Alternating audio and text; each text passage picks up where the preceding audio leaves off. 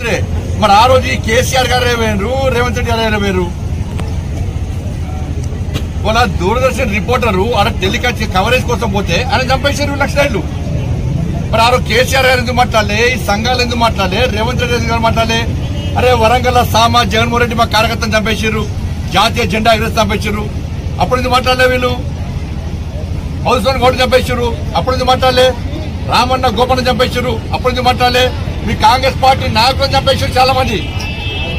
శ్రీపాదరావు గారు అజాత శత్రువు శ్రీపాదరావు గారిని చంపేస్తే వాళ్ళ కాంగ్రెస్ పార్టీ నాయకులను చంపేశారు. కేసీఆర్ గారు టీడీపీలో ఉన్నప్పుడు టీడీపీ నాయకులను చంపేశారు, అప్పుడు ఎందుకు మాట్లాడలే? కేసీఆర్ గారు ఎందుకు మాట్లాడలే? రేవంత్ రెడ్డి ఎందుకు మాట్లాడారు? పోటీ పడి మాట్లాడే ప్రయత్నం చేస్తున్నారు.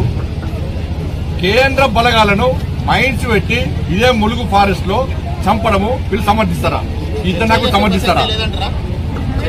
చర్చలు జరిపే ప్రసక్తి లేదు. వాళ్ళు తుపాకీ వీడాల్సిందే, పోలీసులకు లొంగిపోవాల్సిందే, వాళ్ళ ప్రవర్తన మార్చుకోవాల్సిందే. అది నిషేధిత సంస్థ, ఆ సంస్థతో చర్చ జరిపే సందర్భమే రాదు. ఈ సంఘాల నాయకులు కూడా వాళ్ళు చేసినటువంటి అరాచకాలకు వీళ్ళు ఎందుకు స్పందించాలో సమాజం